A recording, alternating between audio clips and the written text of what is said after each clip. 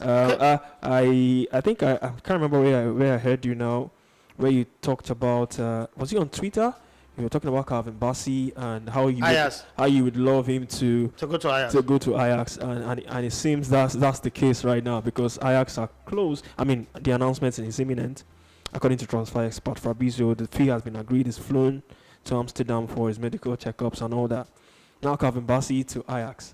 There were clubs lined up for him. There were Brighton, another good club in England. They play good football, decent football in England.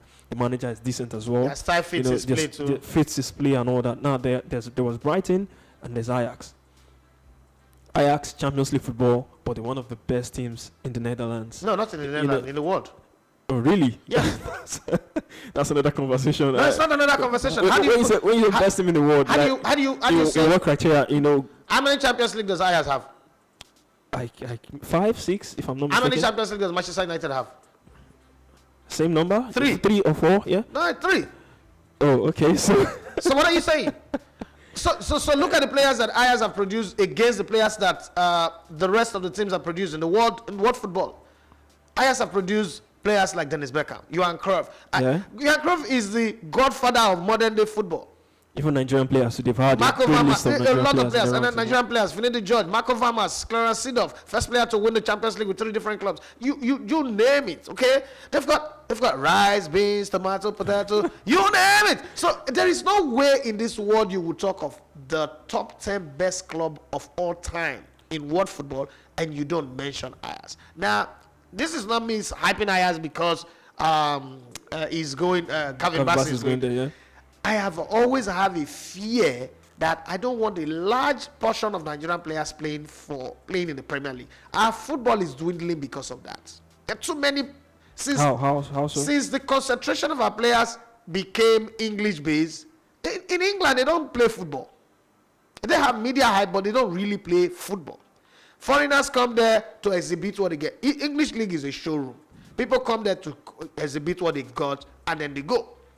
Where you play football is where you get coached. In England, they don't coach anybody. Maybe apart from Jurgen Klopp now and Pep Guardiola, Arsene Wenger, Jose Mourinho. The lesser teams don't coach. They just play to survive. They just play, let's just play gra football and survive. But when he goes to Ajax, he will be taught the fine art of football. From the preseason, from very, very basic things will be fine-tuned. It's like when you want to play a violin. I mean, you're an instrumentalist. Yeah. You fine-tune it. Your guitar, everything you fine-tune. You tune it to give you the finite sound. That's what is missing in some of our players. Okay? That's why when I hear people like Moses Simon wants to go to English Premier League, his career is over.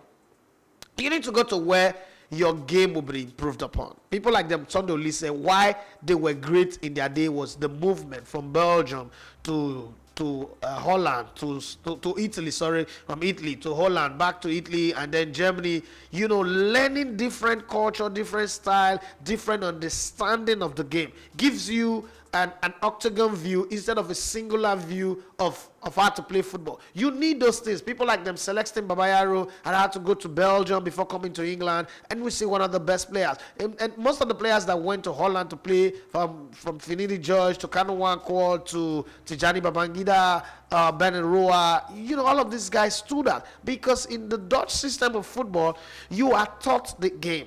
You're not asked to come, we brought you in, we'll pay you, play. People like Netanyahu, because of their time in England, they never improved. Their game never improved. So if I have a player who already have a lot in him, in Calvin Bassey, in terms of very intelligent, in terms of going forward, the act of defending might not be 100% perfect, but it's still above average, and then his crosses are good. He needs to go to a place where his game is well fine-tuned, and he gives you, he goes from just a regular guitarist to Jimi Hendrix.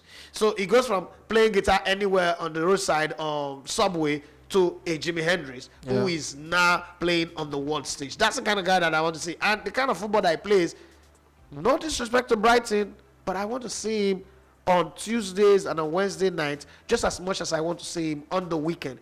We will lose the ability to see him play for league because there's no broadcast for it, but I would be more excited to see him in the Champions League than see him play for a club that is between relegation and mid-table and all that.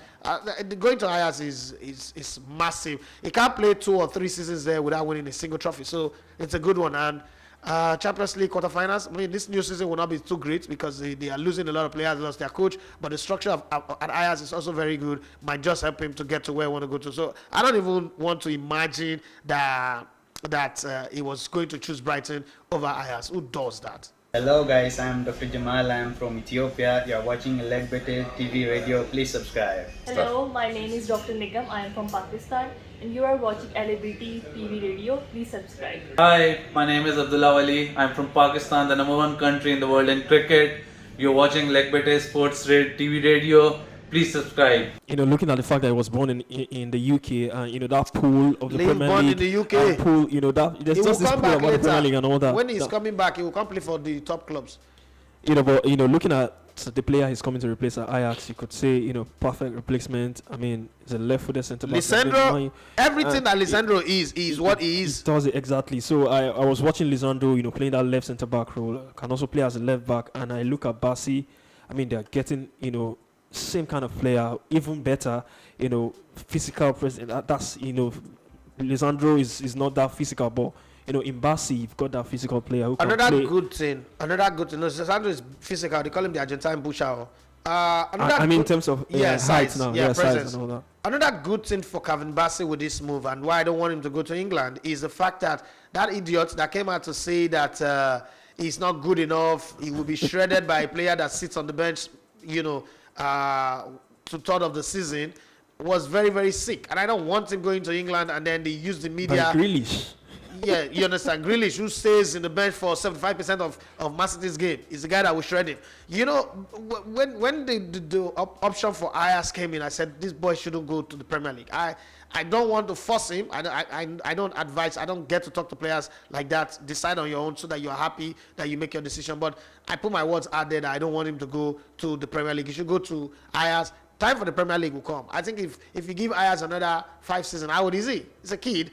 If he come to the Premier League at 27, 28, 29, it will still be very, very good for him. And at that time, it will be coming. If he keep his growth, his development, because there is still room for improvement in the game. If he improves as best as he can, what's it called? Zlatan Ibrahimovic turned down Ajax. Arsenal at a very young age, went to Ajax, went to the rest of the world. He still came back to play in the Premier League and still had good joy. So he would come back to the Premier League, but not for Brighton this time around, maybe for the teams at that time that will be winning the league title. And I want to see that of Nigerian players, not just go to any hard club in the Premier League just for the sake of I want to be in the Premier League. And just to put it out there, we've got two of our left backs who will be playing Champions League football next season. Zaidou Sanusi, FC Porto, and Calvin Bassey with Ajax as well for next season's Champions League. And looking at Calvin Bassey as well, for the fact that he's one of those foreign players, some set of people came out to say 1 or 2 things about them in the Super Eagles national team, that they don't give their all, they don't play, they don't understand the desire to play for Nigeria. Which desire? And looking at where Bassey is now, it just goes as far to say that at times you don't really need to say something. Which desire? But my problem is this Nigerian spirit and all that. It just goes to prove that point that there is actually no Nigerian spirit. We have evil spirit. There's no Nigerian spirit. Listen. 90% of the people that are saying Kevin Bassey or these Oyibo players don't have the passion to play for Nigeria, 90% or 100% of them would jump at the opportunity to reverse place with Kevin Bassey, to have a foreign passport, to go abroad. So who's fooling who? There's no Nigerian spirit. There's no Nigerian spirit anywhere. People just want to be negative, want to say the things that they say. Listen, what I don't like is what happened with Ghana, where all of a sudden Ghana qualified for World Cup and everybody wants to go neutralize and play for Ghana. For me, that was stupid. If you want to be, if you're down with the country, be down with them when they are qualifying, when they are struggling. Don't come. That's why I like what Samuel Eto'o did. Okay, but I would have loved it more if Samuel Eto'o allowed the coach to say it. Okay, because now Samuel Eto'o is saying it and everybody's excited about it. There's a day when they come to use all these things against him as the president because he's overreaching.